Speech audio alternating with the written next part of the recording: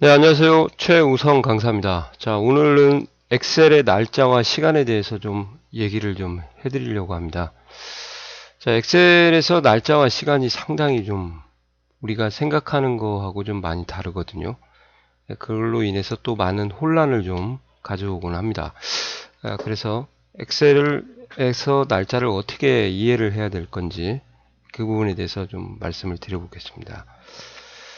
자, 엑셀은 날짜를 다룰 때 두 가지를 다루고 있어요. 그래서 월-일의 형태로 날짜를 다루는 거와 그 다음에 일렬번호 형태로 날짜를 다루는 게 두 가지가 있습니다. 자, 보시는 것처럼 왼쪽은 지금 일렬번호 형태가 아닌 정상적인 날짜고요. 오른쪽은 지금도 정상적이지만 제가 일렬번호 형태로 바꿀 겁니다. 아시겠어요? 그래서 어떻게 바꾸냐? 간단합니다. 블록을 잡으시고 넓은 십자가 됐을 때 왼쪽 단추를 누르고 쭉 하면 셀 블록이 설정이 되죠. 홈 탭에 가셔가지고 표시 형식, 이 겉모습을 바꿔주는 거예요. 셀에 있는 모습을 바꿔주는 게 표시 형식입니다. 그리고 인쇄는 셀에 있는 게 인쇄가 되기 때문에 인쇄되는 모습을 또 바꿔준다고 해도 결론은 똑같습니다.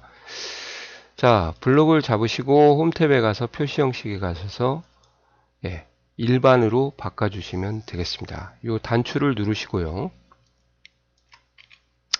일반으로 바꾸도록 하겠습니다. 이렇게요.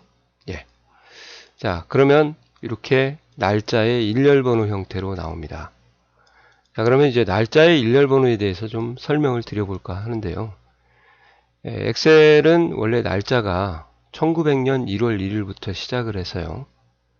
플러스 1씩 증가하는 숫자 형태가 바로 엑셀의 일렬번호입니다. 날짜의 일렬번호. 영어로는 이제 시리얼 넘버라고 하죠. 예. 그래서 1899년 12월 31일이라고 저희가 쓰게 되면 얘는 날짜 데이터가 아니고 그냥 일반 문자가 돼서 왼쪽 정렬을 하게 되거든요. 그죠? 예, 그러면 이렇게 두 개의 날짜를 가지고 다루고 있다는 사실을 모르게 되면 저희가 이것만 알고 이렇게 나올 경우에 이제 조금 당황을 하게 되는 거예요. 그리고 2017년 8월 5일이라는 날짜는 1900년 1월 1일로 부터 42,952일째다. 그렇게 표현해도 똑같은 말입니다. 아시겠어요? 그래서 눈에 보이는 것은 좀 달라 보이지만 얘하고 이때 수식을 나타내는 이퀄이고요. 여기서는 같다라는 연산자입니다. 같냐 하면 true가 나온다는 거죠. 다른데? 그게 아니라 외관상 다르고 실체값은 똑같다. 그 말입니다. 이해 가시나요? 그래서 날짜에서부터 우리가 아무 생각 없이 왼쪽부터 네 글자를 쓰게 되면 left를 추출해서 왼쪽부터 네 글자요. left라는 함수는 B9부로부터 네 글자를 왼쪽에서 추출한다. 그 말이거든요. 근데 전혀 엉뚱한 결과가 나옵니다. 2017이 나오는 게 아니고 4295가 나오죠. 이 4295는 일렬 번호에 있는 네 글자에서 나오기 때문에 날짜에서는 left, right, mid를 사용할 수가 없습니다. 그래서 year라는 함수를 쓰셔야 돼요. year를 쓰게 되면 날짜 형태로 주어져도 계산을 하고 일렬 번호로 주어져도 계산을 똑같이 하게 됩니다. 그러니까 굉장히 편한 함수죠. 그래서 year B9, D9 해도 다 같이 2017이 나오기 때문에 날짜에서 연월일을 추출할 때는 year month, day를 써야 되지 left, right, mid 또는 left, mid, right를 쓰시면 안 된다. 그 말입니다. 아시겠어요? 자, 이제 하나 더 말씀을 드리고 이제 정리를 해야 될 것 같습니다. 자, 왜 일렬 번호가 필요할까요? 그러면 우리 입장에서 생각을 하지 말고 컴퓨터 입장에서 좀 생각을 하셨으면 좋겠어요. 그래서 이 두 날짜가 주어졌을 때 사람한테 물어보면 자, 누가 최근 날짜인가요? 물어보면 연도만 보고 일은 월은 볼 필요가 없죠.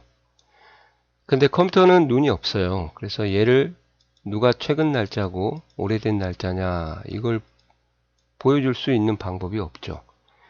그래서 우리가 눈에 보이지 않지만 컴퓨터는 계산을 할 때 일렬번호 형태로 넘겨줘서 계산을 합니다. 그래서 일렬번호 값이 크면 클수록 최근 날짜고 작으면 작을수록 오래된 날짜가 되는 거예요.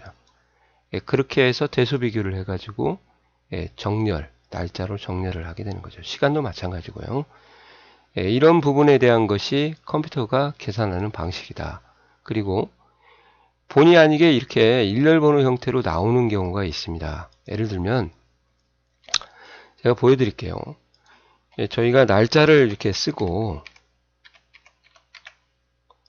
이걸 딜리트로 지우면 표시 형식은 딜리트가 지워지지 않습니다. 자, 지워볼게요. 그냥 날짜가 그대로 남아있죠. 그러니까 표시 형식을 지우려면 일반을 쓰셔야 지워지는 건데 아무 생각 없이 여기다가 5라는 숫자를 쓰게 되면 5가 안 나옵니다. 말씀드렸죠. 1900년 1월 1일부터 시작하니까 1900년 1월 5일이 나오는 거예요. 그럴 때 원위치를 해야 될 거 아니에요. 그때 일반으로 놓으셔야 제대로 숫자 형태로 표시를 할 수 있다는 거죠.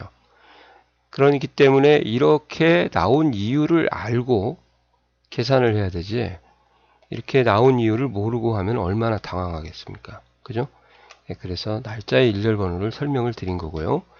자, 그러면 날짜의 일렬번호가 끝나면 이제 시간도 일렬번호가 있습니다. 시간은 이렇게 시, 분, 초 사이에 땡땡 콜론을 사용해서 시간을 보여주는데 이렇게 마찬가지예요. 블록을 잡고 일렬번호 형태로 일반으로 바꾸시면 자, 하루가 1에 해당하지 않습니까? 그러니까 시간은 아무리 커도 1보다 작은 소수의 개념이다. 그렇게 이해를 하시면 좋을 것 같아요.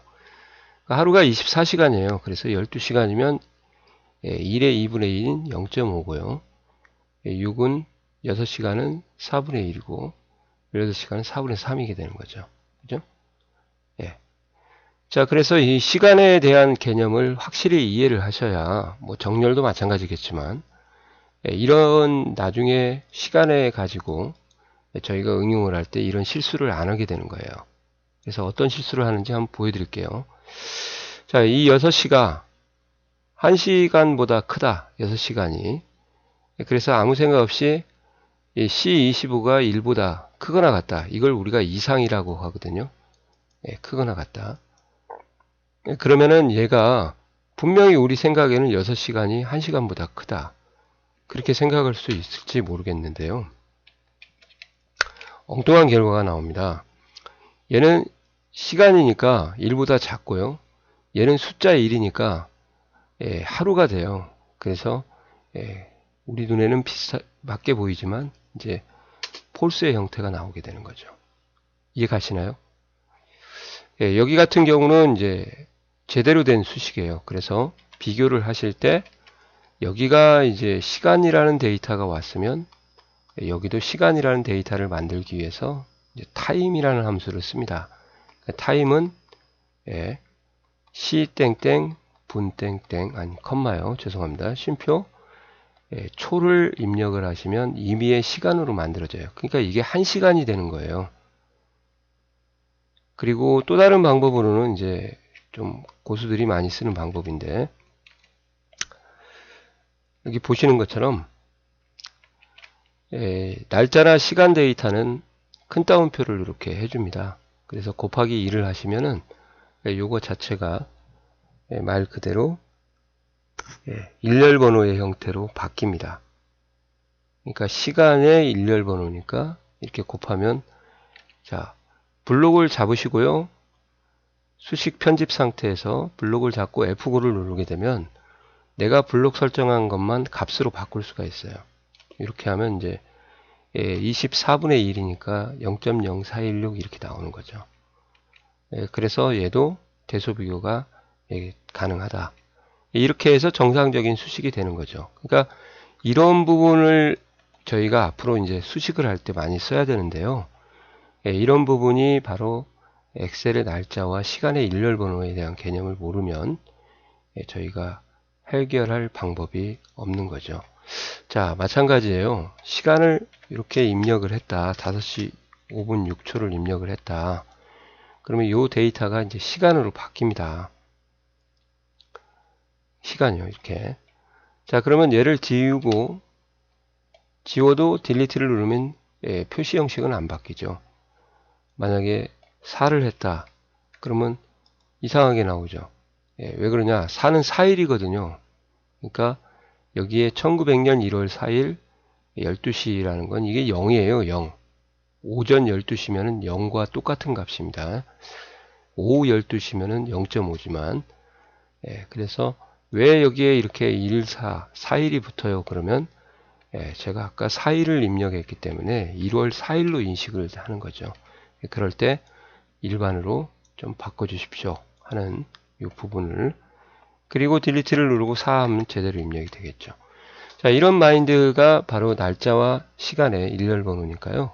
이런 개념을 가지고 정리를 하시고 엑셀에 적용을 해야 당황을 하지 않고 정확한 결과가 나오겠죠. 함수를 적용할 때요. 자, 이해가 가시나요? 네, 수고하셨습니다.